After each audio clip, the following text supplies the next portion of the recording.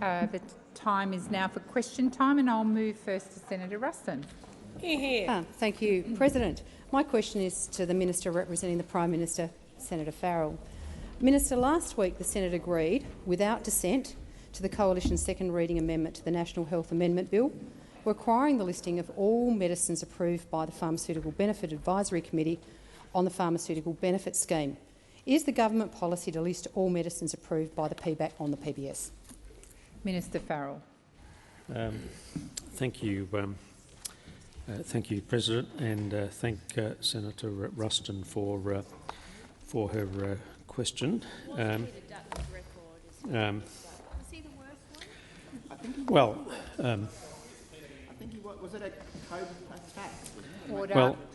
of course, we have seen what the Liberals do when they are in control of the health budget, and of course we've seen what Leader Dutton did when he was.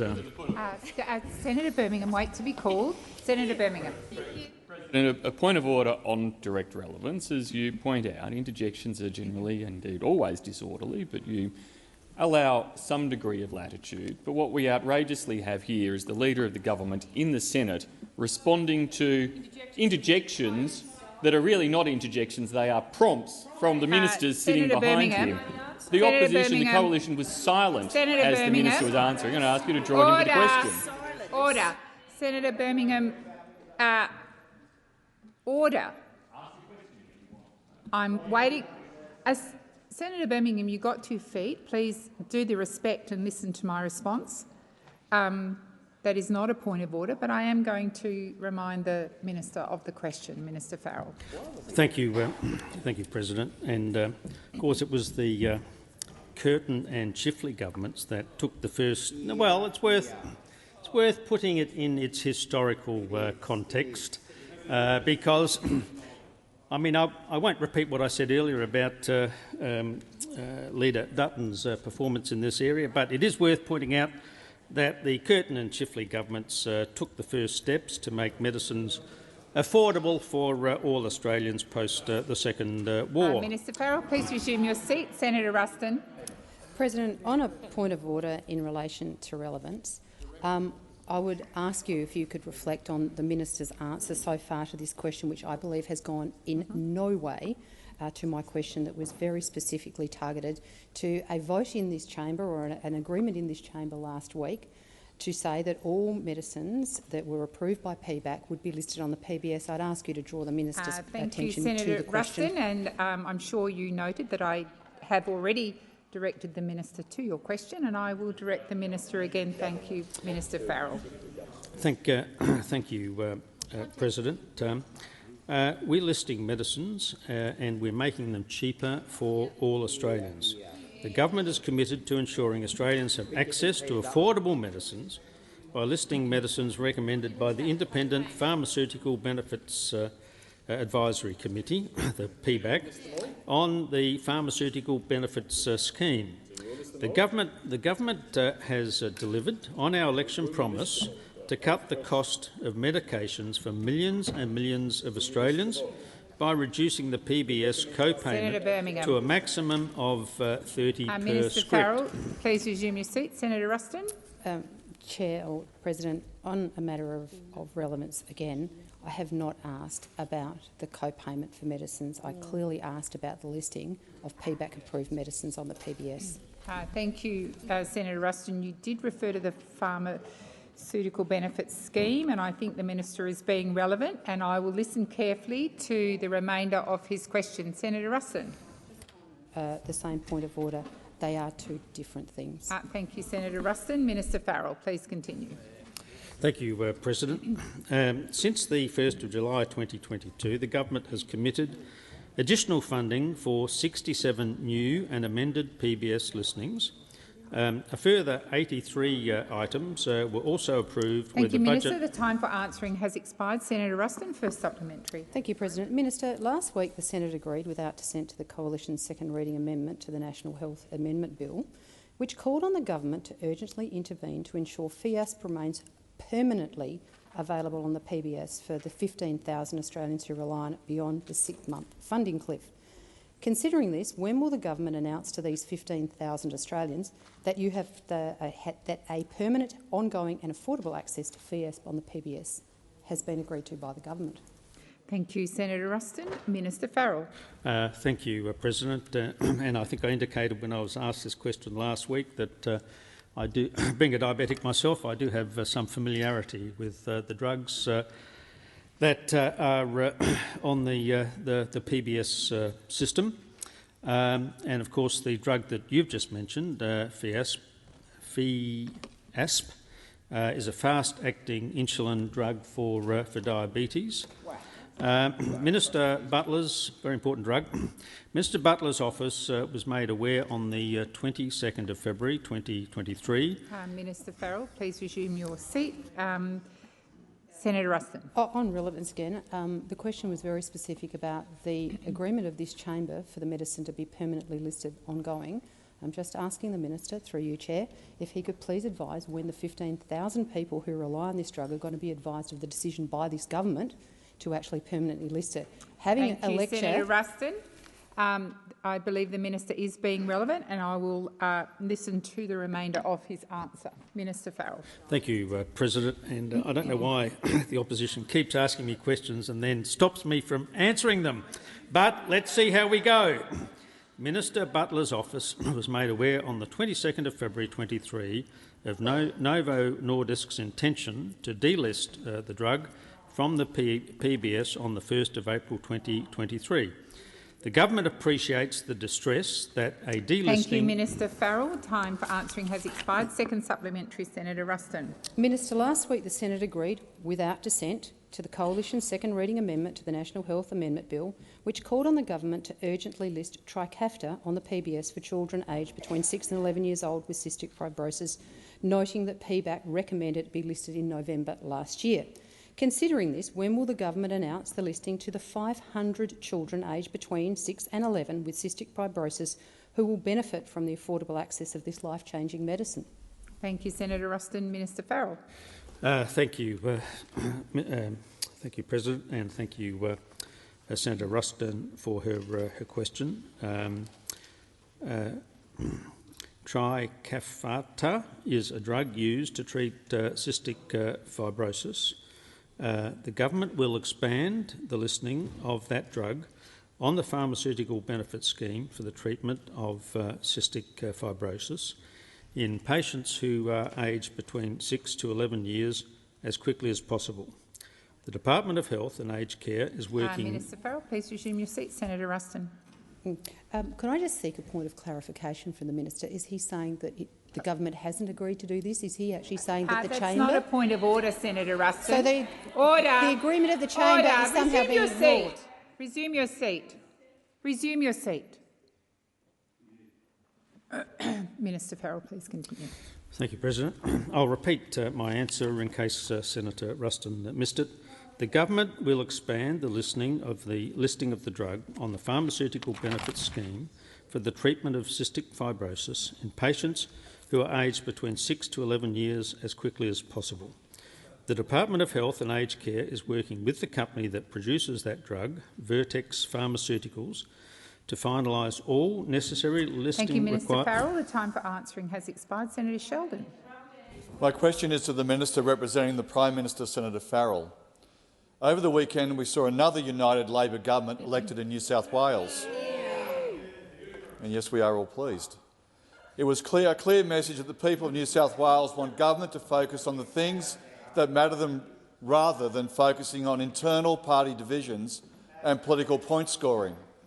How will the Albanese government work with the New South Wales government to deliver meaningful outcomes for the people of New South Wales? Senator Sheldon, and indeed— please resume your seat.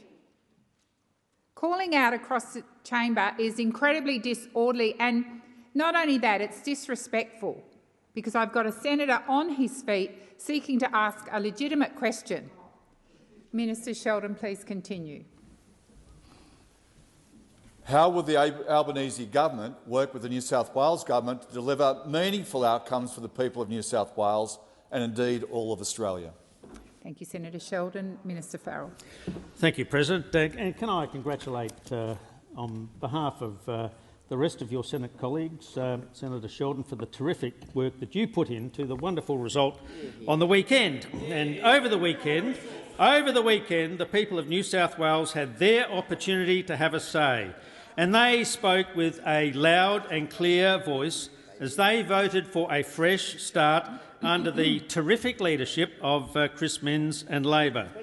The people of New South Wales echoed the messages that we heard last year from the people of South Australia, from the people of Victoria and for the people of Australia when they voted for Labor governments. People voted for Labor governments because Labor governments are focused on tackling the issues that matter to Australian people.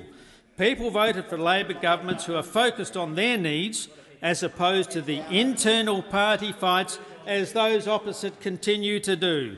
We welcome the Minns Labor government. We will be working with the Minns government in the same way we work with all state and territory governments as we address the cost of living challenges people are facing as the result of a decade of Liberal and national neglect. We will support all state and territory governments to deliver support for Australians based on need as opposed to the colour-coded spreadsheets that the former Liberal national government relied on. And we will work with all state and territory governments to make Australians' lives better, because that's exactly what Labor governments do. Thank you, Senator Farrell. Senator Sheldon, first supplement. Senator Watt, I've called you about 4 times. Senator Sheldon. Now, it's great to hear how the Albanese government will work with the Minns government to deliver meaningful outcomes for the people of New South Wales and more broadly Australia. Can the minister update the Senate on the measures the Albanese government has already taken to make Australia lives much better? Thank you, Senator Sheldon. Minister Farrell. Sorry. Thank you, President. Thank Senator Sheldon once again for his very perceptive question about the links between the new Minns government and the Albanese government. And of course, the Albanese Labor government has been delivering meaningful outcomes for Australians over the last 12 months. In just 10 months, we've made childcare cheaper, we've made medicines cheaper, we've got an increase in the minimum wage, we've got a pay rise for aged care workers, we created 180,000 fee-free TAFE places, we've created 20,000 university places, we've expanded the Commonwealth Senior Card, we've extended paid parental leave, we supported regional first home buyers, and we've repaired international relations. We've delivered so much that I can't list it all in just the minutes that I have in this answer. But Australians can rest assured— the time for answering has expired. Senator Sheldon, second supplementary. Thank you for the very informative response. Unfortunately, many of the Albanese policies which are designed to tackle the cost of living pressures and make Australians' lives better become the subject of political games in this place. What messages does the minister have for those who are putting internal party divisions and political point scoring ahead of delivering outcomes for Australians? Thank you, Senator Sheldon. Minister Farrell. Thank you, President. Thank Senator Sheldon for his question. And I've noticed this issue too, Senator Sheldon, and sadly many Liberal and National Party members and senators spend their time fighting within their own party. They spend their time seeking to score cheap political points. They spend their time looking for the latest social media video instead of looking at how they can help make Australians' lives better, like the Labor Party does. I have a message to those opposite. Cheap political stunts don't help Australians with their cost of living challenges. They don't help put a roof over Australian families' heads, and they don't make Australian lives better. It's clear from the results in New South Wales this weekend, Australians' cheap political point scoring. I call on all of those opposite to stop the political games and work with this government to deliver meaningful change that benefits the Australian people. Thank you, Minister. Senator Canavan. Thank you, Madam Acting Deputy President. Look, my question is to the Minister representing the Prime Minister, Senator Farrell. In reference to the Greens' deal with the Albanese Labor government on the safeguard mechanism announced today, Mr Adam Bandt, the leader of the Greens party, has said that the Beetaloo gas field will be required from day one to offset all of its emissions, Scope 1, Scope 2 and Scope 3 for domestic use. Will all new coal and gas projects require their Scope 1, Scope 2 and Scope 3 emissions for domestic use to be offset from day one under the Albanese Labor government's deal with the Greens? Thank you, Senator Canavan. I remind you I'm the President. Minister Farrell. Yes, thank you, President, and thanks Senator Canavan for his question.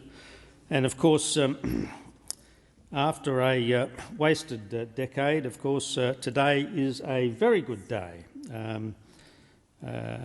We're legislating for a 43% reduction, and today's changes, of course, are how we're going to deliver that. The safeguards will be a clear, stable and common-sense framework for reducing emissions. And the only chance in this parliament to reduce emissions of the biggest 215 emitters in this country. And we thank businesses right across Australia and particularly the Greens today for their constructive dialogue.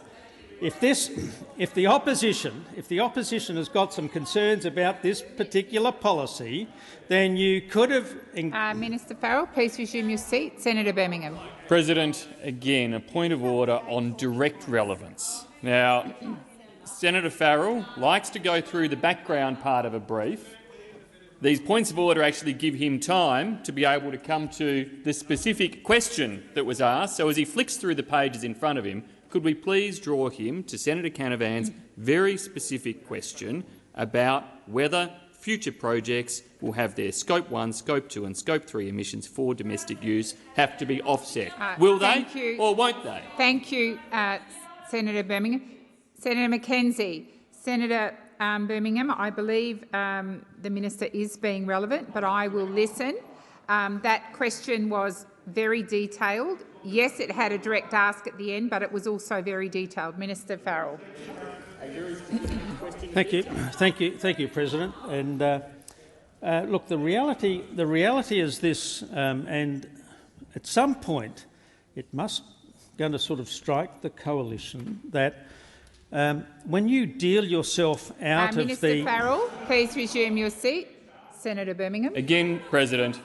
Direct relevance. The question went to a substantive matter of policy, not to whatever the minister wants to say about the opposition, but a substantive question of policy. Please draw him to the policy. Thank you, Senator Birmingham. I will certainly draw the minister to the question. Minister. Thank you, President.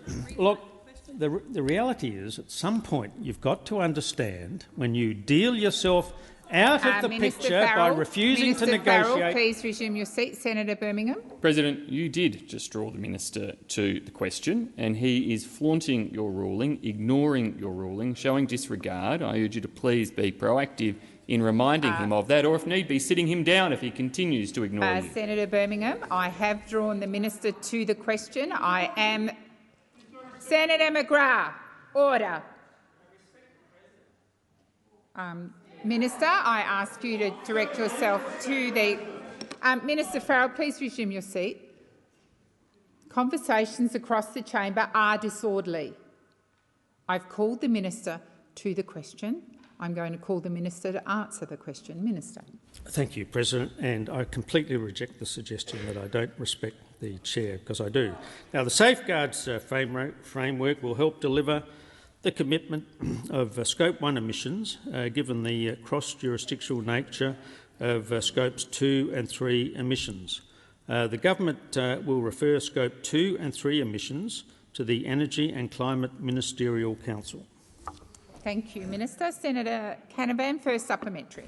Thank you, President.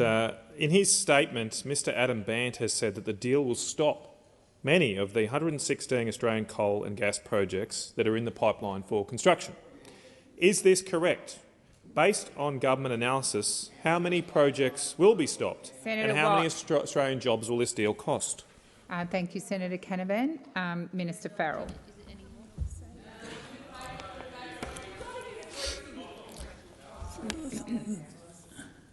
Thank you, President, and thank Senator Canavan for his first supplementary question. You've asked some questions about Mr Bant's statements. Then I suggest you go and ask him about what it was that he intended to say. But as far as well, look, you keep asking me these questions. I start to answer them, and then you try and stop me from answering. Well, Australia's oil and gas sector will continue to play an essential role in guaranteeing the energy security of Australia and our regions. As we know on this side, gas is a key enabler for Australia and our region's net zero transition. And I might remind you, Senator Canavan, you used to have a policy of net zero by 2050. You may not have agreed to it, but that was the policy you took to the Australian people. Thank you, Minister. The time for answering has expired. Senator Canavan, second supplementary. Not net zero in 2050, it's net zero today. Right now, 500 Australians have jobs helping to construct the Olive Downs mine near Moranbah in central Queensland. The mine will also provide 1,000 permanent operations jobs. Will this new mine have to offset all of its emissions from day one? Will any of these jobs be impacted by the Albanese Labor government's deal with the Greens? Thank you, Senator Canavan. Minister Farrell. Thank you, President. And again, I reiterate, once the coalition decides to deal themselves out of the debate, well then you can't complain when, in order to implement the policies that we took to the last election, including our policy to get to net zero by 2050, which was also your policy. And of course, if you cared so much about these places, of course, you Senator Canavan, would have pushed your party and the rest of the— Minister Farrell, please resume your seat. Senator Canavan. Thank you. Just on a point of order on relevance, the question was clearly about the 500 jobs, and those workers, Minister, deserve an answer to know if they have a job tonight. It's not a question that I'm asking. I'm asking on behalf of them. I'm aware they of the deserve question. an answer, Minister. Do they still have a Senator job after they wake up tomorrow? Senator Canavan, resume your seat. I am going to remind senators that order. Senator Canavan and Senator Ayres. I've just had you on your feet. Senator Canavan. Order across the chamber. Senator Watt. Order across the chamber. Senator Canavan. You've just been on your feet with a point of order. As I went to respond, you engaged with other senators in interjections across the chamber. That is disrespectful. I'm also going to remind senators in this place, if you jump on a point of order, make the point of order succinctly. Don't make points of debate at the end of it. Minister Farrell, I'll draw you back to the question. Thank you, President. And as you know, I'm a well-known supporter of coal workers, as was very clear. The government supports scientific, independent and evidence-based decision-making when it comes to the resources exploration and other commercial developments. The coal industry generates more than $10 billion annually in royalties and provides Thank you, for Minister. over— The time for answering has expired. Senator Cox. Thank you. My question is for the Minister for Trade and Tourism, Minister Farrell. The government has updated the Thrive 2030 strategy to invest and increase the visitor economy in Australia. In this document, there's considerable mention of increasing First Nations tourism sector, which is welcomed. However, it's important that we invest in First Nations tourism, that we ensure that our cultural heritage is protected and First Nations people are beneficiaries of this investment, especially considering the recommendations of the Dukin report. My question is, how will Thrive 2030 protect First Nations cultural heritage as the First Nations tourism sector grows? Thank you, Senator Cox. Minister Farrell. Thanks, President, and I thank Senator Cox for her question. And I know, particularly based on my frequent discussions with her, just how important this issue is to her, and just how important getting this part of our tourism sector right is important to the country generally. As you say, in the revised Thrive 2030 project, which was relaunched a couple of weeks ago in Sydney with all of Australia's trade ministers, including, interestingly enough, both the Liberal Trade Minister and the incoming Labor Trade Minister. This government is all about improving the lives of Indigenous Australians in particular, and as you know, we're promoting the recognition of Indigenous Australians through a voice to Parliament.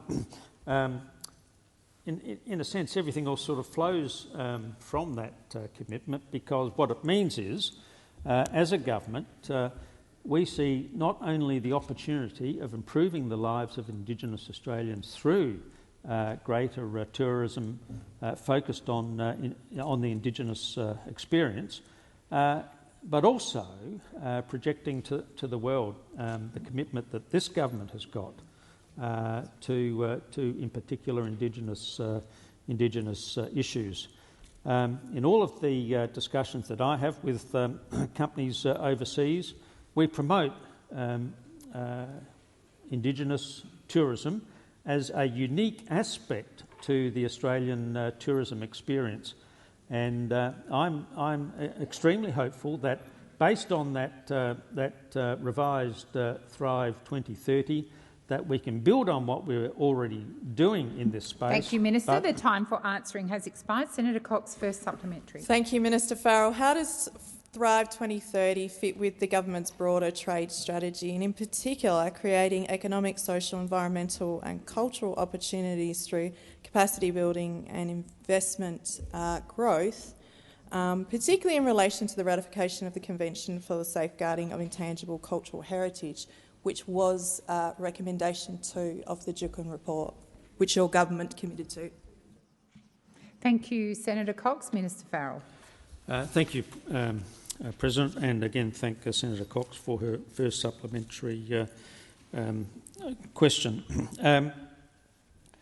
The focus of the government, of course, in terms of our trade strategy has been one of diversification. We've learnt from bitter experience that putting all of your eggs in one basket, whether it be tourism or trade or education, has some real downside risks when that particular aspect of the economy that you've devoted your resources to, there's a change of economic circumstances there. So by promoting Indigenous tourism in this country, by promoting the experience that people overseas can get by engaging in that Indigenous experience, we think that that's part of our overall diversification. Thank you, Minister. The time for answering has expired. Senator Cox, second supplementary. Thank you, Minister Farrell. How will this government, in the implementation of Thrive 2030, uphold Australia's obligations under the UN Declaration on the Rights of Indigenous People, such as free, prior and informed consent, and again the ratification in the Convention of the Safeguarding of Intangible Cultural Heritage from 2003? Thank you, Senator Cox. Minister Farrell. Thank you, President, and thank Senator Cox for her second supplementary question. I don't think you've got a government in this country more committed to raising and promoting the issues of Indigenous tourism in this country, and it's not just because it's the right thing to do. There's actually an economic advantage.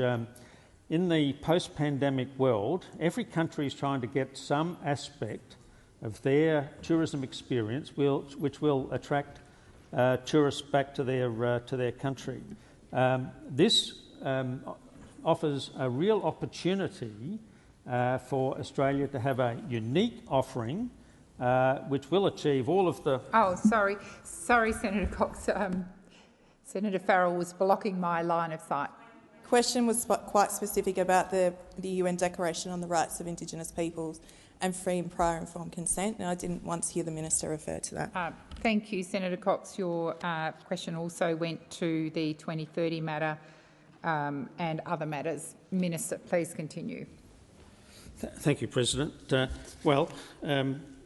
We are committed to all of our international obligations, but more particularly later this year. Minister Farrell, the time for answering has expired. Senator Marielle Smith.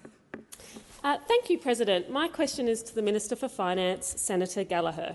Can the minister please update the Senate about the impact of unfunded or terminating programs on budget deliberations and how the Albanese government has had to clean up the mess left by the Liberals and Nationals? Minister Gallagher. Thank you, President. I thank Senator Smith for her question, and yes, I can update the chamber on just the work we are doing to clean up the mess that's been left behind by the Liberals and Nationals when in government. We all knew that the former coalition government was addicted to spending taxpayers' money like it was Liberal Party money, and we heard Senator Rennick outline that in one of his contributions last week. The October budget also uncovered, if people remember, $4.1 billion of holes that we had to address in terminating measures, in funding cliffs and in zombie measures, some which had sat before the parliament till 2016, propping up the budget with a decision taken in 2016 and never moved upon. And we've had more time to go through the books. Order. The May budget would deal with more of the spending traps that the coalition deliberately baked into their bottom line, leaving the budget billions of dollars worse off. More funding cliffs for government programs, like no ongoing funding for My Health Record, no ongoing funding for public adult dental health, chronic underinvestment in the key cultural institutions that Australians treasure and are crumbling around us, literally crumbling around us. No funding for key commitments made by the former government. Remember, the Olympics were 50-50, the Brisbane Olympics, but no provision made. No provision for the Murray-Darling Basin Plan. Underfunding and erosion of capability in key public service agencies, meaning government can't deliver services, like the Department of Agriculture, and drop-offs in funding for the Australian Radioactive Waste Agency. Do you reckon we might need that after December? What about the National Emergency Management Agency? And what about the E-Safety Commissioner? Do you reckon they might need ongoing funding to keep their programs going? Thank you, Minister. The time for answering has expired. Senator Marielle Smith, first supplementary. After coming to government, what has the minister discovered about the economic mismanagement of the coalition that confirms the electorate's distrust in the Liberals and Nationals?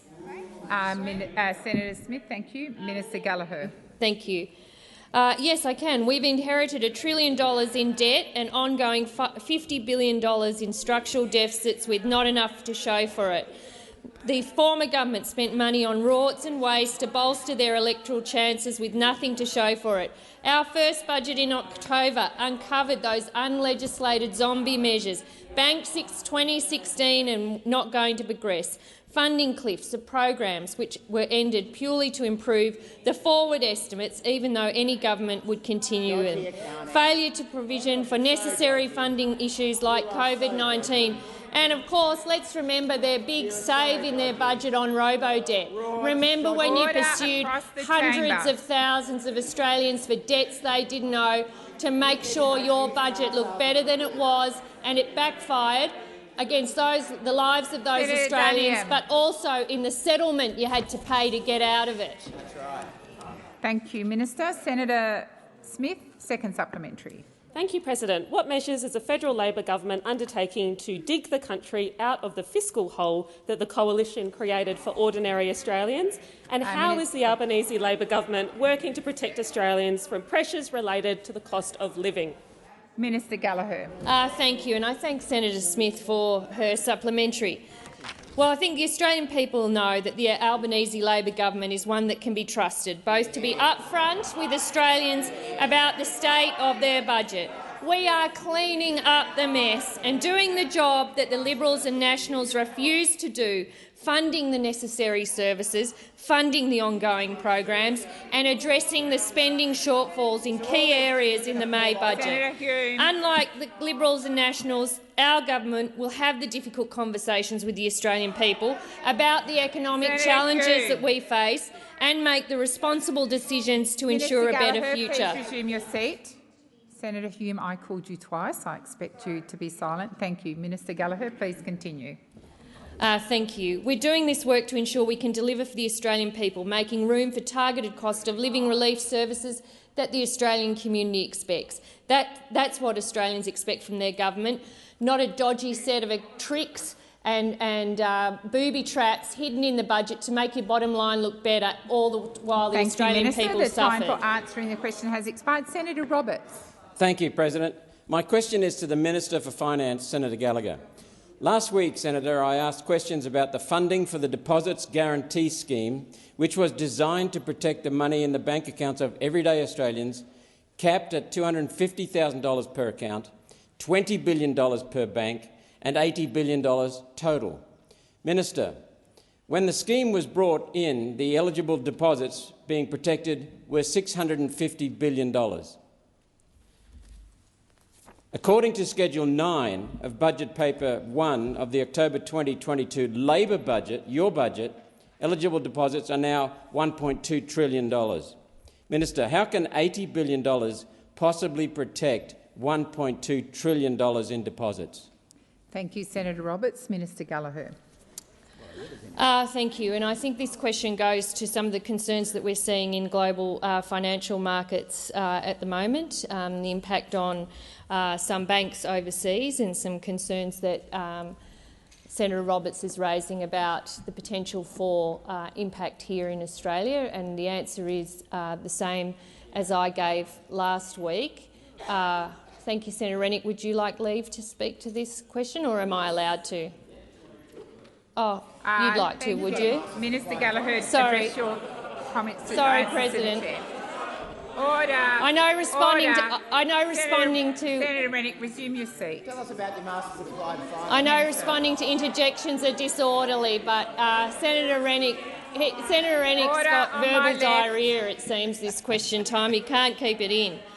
And as I said last week, this is something the government is monitoring closely. In fact, the Treasurer is being briefed twice a day on what's happening overseas, and also being provided with feedback from regulators and from the banking system here. And I think it is very good, and I would think that it's something that this Senate would welcome, is the fact that our financial markets, our system, our banking system, well-regulated, well-led, well-capitalised, with good liquidity, we are not seeing the issues that are being seen overseas. Now, I did undertake, and I'm not sure if we've done this, to provide you with a written response to the question that you raised last week, and I'll chase that if that hasn't got to you, but also if there is anything further I can provide in relation to the answer I've just given. Thank you, Minister. Senator Roberts, first supplementary. Thank you. My constituents, as I expressed last week in the last question, are concerned.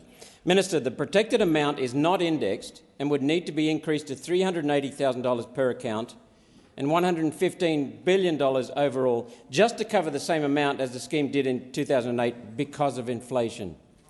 Minister, will you increase the caps on the bank deposit guarantee to make up for inflation since 2008? Thank you, Senator Roberts. Minister Farrell. Thank you. Well, and in line with the answer I gave last week, of course the government would respond in relation to concerns that were raised about the operation of our banking system and the impact it was having here. We are not seeing that. I think Australians should be reassured that the Australian banking system is resilient, and all of our banks, as I said, are well capitalised, have strong liquidity coverage.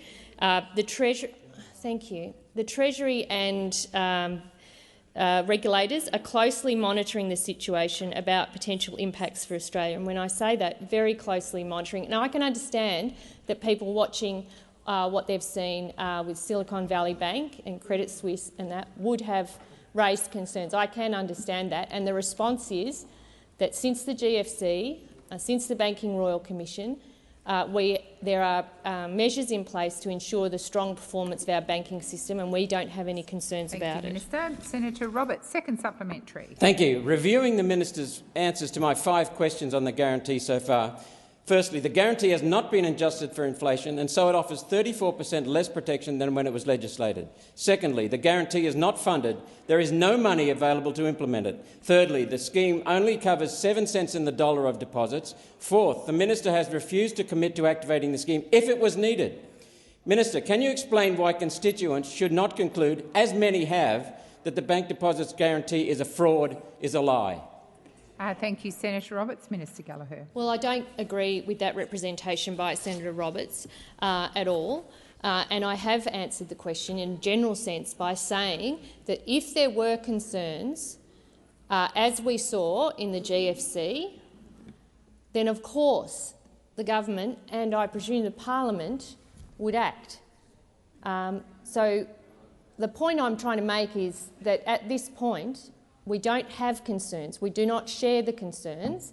In fact, we've been given very strong reassurance by the regulators, by the banks themselves, by the systems that have been put in place by this place and the other place to ensure that we have a strong, well-regulated, well-capitalised banking system to precisely insulate from some of the financial instability that we're seeing elsewhere.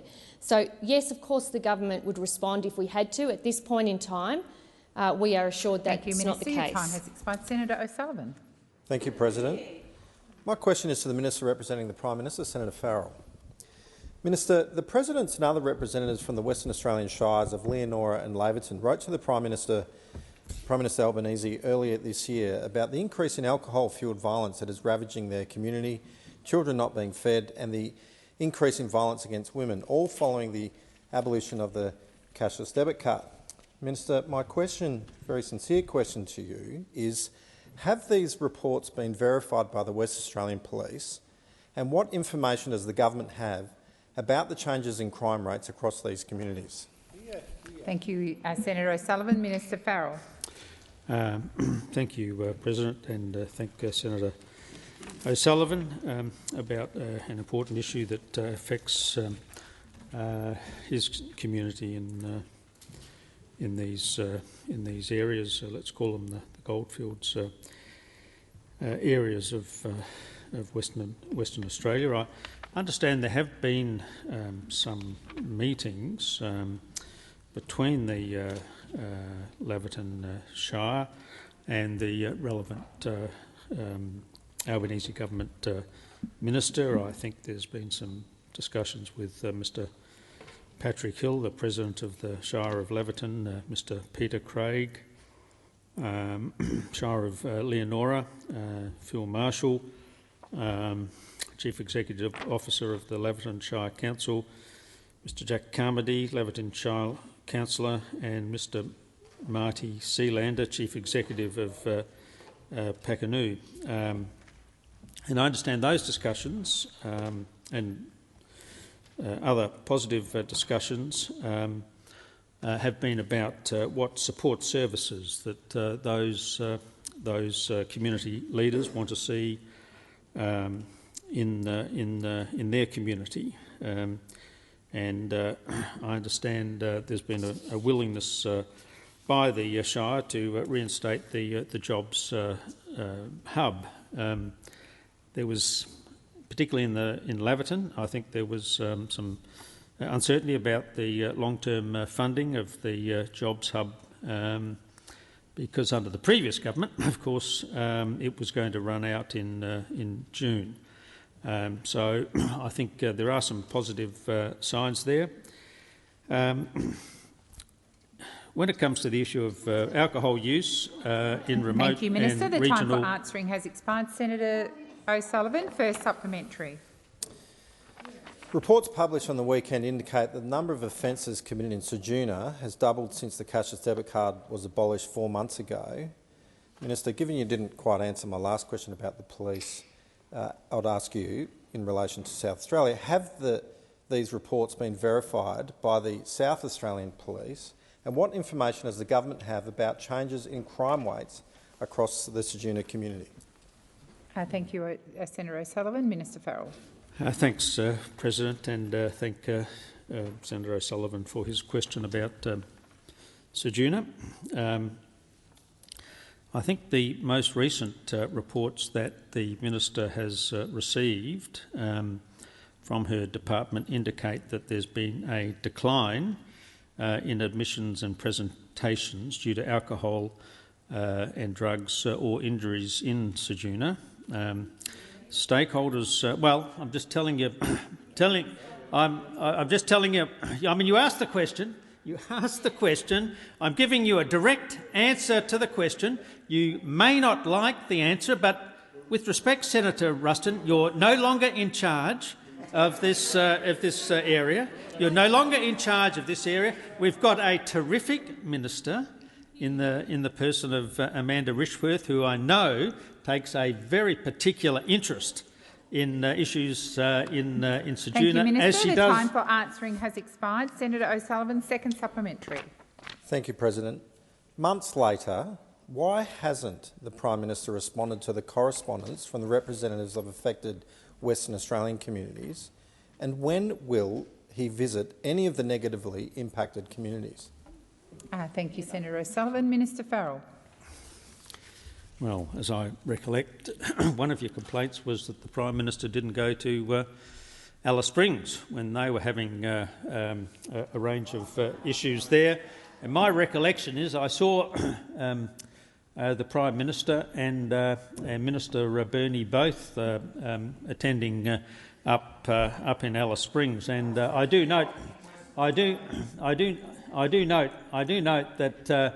in the Order. Minister Farrell, please continue. Thank you. I do note that the Prime Minister has been to. I do note. Minister Farrell, please resume your seat. Senator McGrath and Senator Watt. Calling out across the chamber constantly is disorderly. The Minister is on his feet answering a question. Minister, please continue. Thank you. I do know that the Prime Minister, I think I'm right about this, has either been to Western Australia 9 or 10 times since becoming the Prime Minister of this country, which is a lot more than in the previous 12 months. Thank you, Minister. The time for answering has expired. Senator Faruqi. President. My question without notice is to Minister Farrell, representing the Minister for Housing. Minister, reports last week revealed Australia is one of the worst places in the developed world to be a renter. Rents are a staggering 22% higher than they were in 2020, and renters in Australia are projected to pay $10 billion in rent increases this year alone. More people than ever are living in cars, caravans, and tents. More and more people are struggling to pay rent and having to make the choice between rent and food, between rent and medication, between rent and childcare fees. Will the government finally do the same thing they did for energy caps and coordinate a national freeze on rent increases and coordinate national tenancy standards? Thank you, Senator Faruqi. Minister Farrell. Thank you, President, and thank Senator Faruqi for her question. And I know her sincere concern about the plight of renters in this country, which the Albanese government shares with you. And of course, this government has been coming to the Parliament with solutions to the difficult issue of housing in this country. We know that a lot of people across Australia are struggling right now to find an affordable place to rent. We hear their concerns, and we hear your concerns, Senator Faruqi, and we're acting to address them. The answer to rental stress is a sustained boost in the supply of homes to rent. and a substantial investment in new social and affordable houses. And that's what this government is aiming to do, Senator Faruqi. The government struck a national housing accord between all levels of government, investors and industry to build the affordable homes our country desperately needs to boost the supply of new houses. In addition to the accord, we've now passed legislation for the $10 billion Housing Australia Future Fund through the House of Representatives, although I note not yet the Senate. Our ambitious reform agenda to deliver more social and affordable homes right across the country includes the widening of the National Housing Infrastructure Facility with up to $575 million available to invest in more social and affordable— Thank you, Minister. The time for answering has expired. Senator Faruqi, first supplementary. Minister, the government is cutting funding for 27,000 affordable National Renter Affordability Scheme homes, while proposing a fund that gambles $10 billion on the stock market, which doesn't guarantee a cent to be spent on housing, and last year would have lost $120 million. Do you accept that currently the government's housing plan will make the crisis worse for renters? Thank you, Senator Faruqi. Minister Farrell. Thank you, President. Well, I don't. Thank Senator Faruqi for her first supplementary question. No, I don't accept that proposition, Senator Faruqi. For instance, the regional first home buyer guarantee was brought forward by 3 months by this government, and more than 2,000 places have already been taken up, with hundreds of Australian families now in their new homes. With Help to Buy, a new program to help Australians get their own home sooner. Establishing a permanent National Housing Supply and Affordability Council. The Interim Council has been operating since the 1st of January of this year, and it provides independent expert advice to government, but particularly developing a new National Housing and Homelessness Plan. The government has been talking with state and territory housing— has expired. Senator Green. Oh, I'm sorry, Senator Faruqi. Please, second supplementary. Minister, the government's own National Housing Investment Corporation has reported that Australia needs at least $15 billion a year in investment in public, community and affordable housing. How does the government justify proposing to spend $368 billion on nuclear attack submarines and only a maximum of $500 million on housing? Thank you, Senator Faruqi. Minister Farrell. Thank you, President, and thank Senator Faruqi for her second supplementary question. I think with due respect, Senator Faruqi, I think you're conflating two separate issues.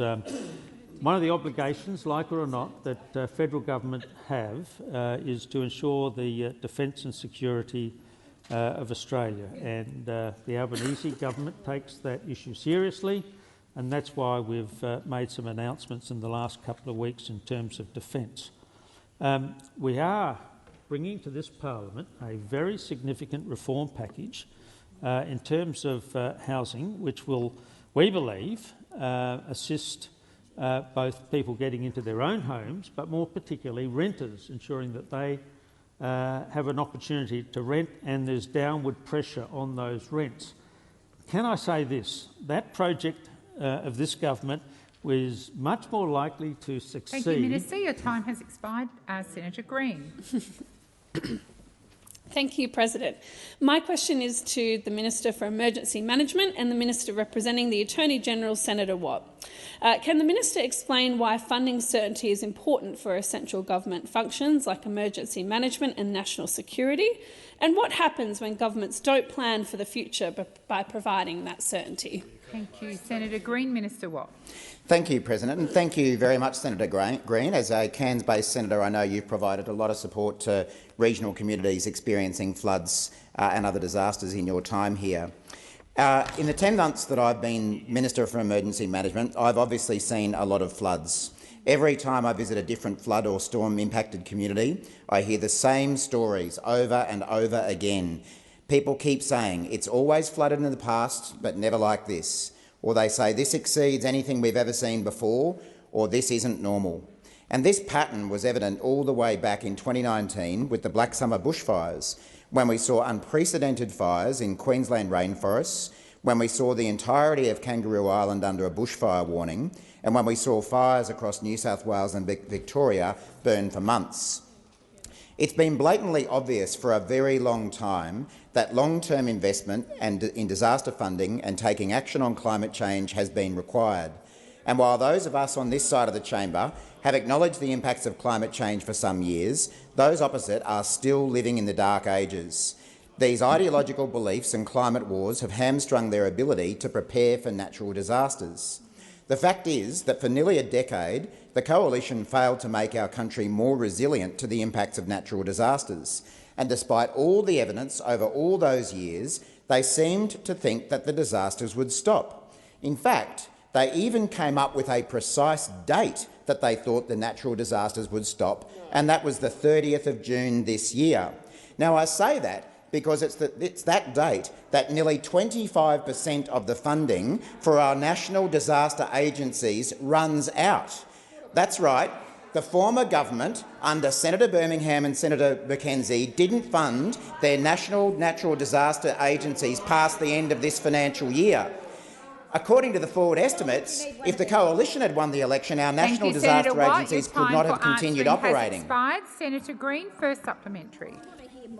Thank you, President. Minister, how is this funding uncertainty impacting on the Commonwealth's ability to support states and territories in responding to the increasing number of natural hazards? Thank you, Senator Green. Minister Watt.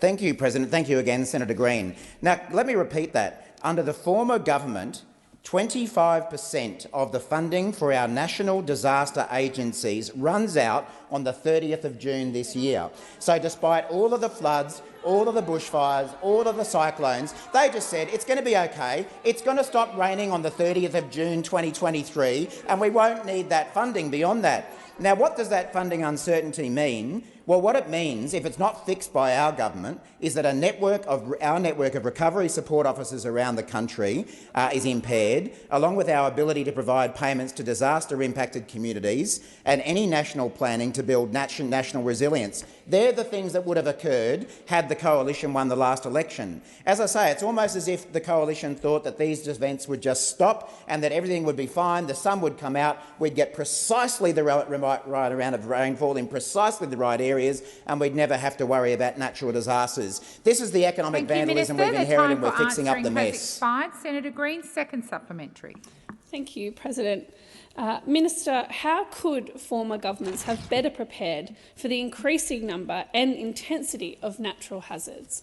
Thank you, Senator Green. Minister.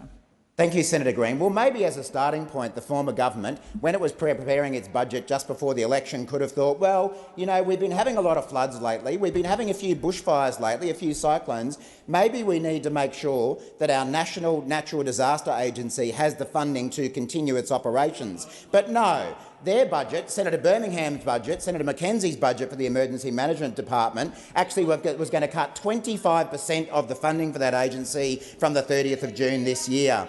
Since our election 10 months ago, the Albanese government has shown that no matter what state or territory you live in, when a natural disaster strikes, we will be there with you and we will provide the funding that is needed to respond properly to natural disasters. And that's why we've been fixing the neglect of the past decade. We're overhauling the Emergency Response Fund, the $5 billion fund that never built a single project, with our Disaster Ready Fund. We're overhauling disaster funding arrangements. We are fixing the mess that we have been left in so many portfolios, including disaster management. Thank you, Minister. The time for answering has expired. Senator Scarr. Thank you, President.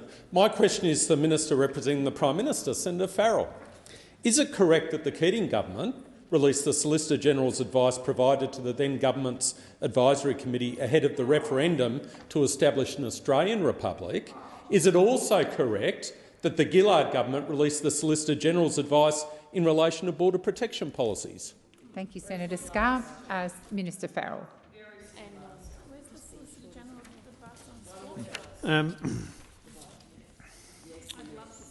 Look, I don't know the answer to either of those questions, but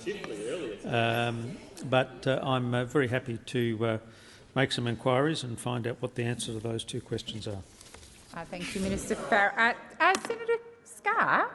Senator Scarr, first supplementary. Well, Senator Farrell, I can save you the work and say it did. And given these precedents, including the provision— Just a moment, Senator Scarr. The senator knows the answer to the question. Why? What's the point Senator, of asking me the question? Minister Farrell, that is not a point of order. Senator Scarr. Given these precedents, including the provision of Solicitor General's advice for the last proposed referendum to change the Australian Constitution, will the Albanese Labor government make the Solicitor General's advice relating to its proposed constitutional amendment available to the Australian public and the Parliamentary Select Committee that it proposes to establish? Thank you, Senator Scarr. Minister Farrell. My understanding is that the Attorney-General is not proposing to make that advice public. Thank you, Minister Farrell. Senator Scarr, second supplementary. Thank you, President. On what public interest ground is the Albanese Labor government refusing to release the Solicitor General's advice relating to its proposed constitutional amendment prior to Australians having to cast their votes on it? Thank you, Senator Scarr. Minister Farrell. Thank you, President. Thank Senator Carr for his second supplementary question. I'll ask the Attorney-General to come back with an answer on that question. Thank you, Senator Farrell. Senator Farrell. I ask that further questions be placed on the notice paper. You're too slow.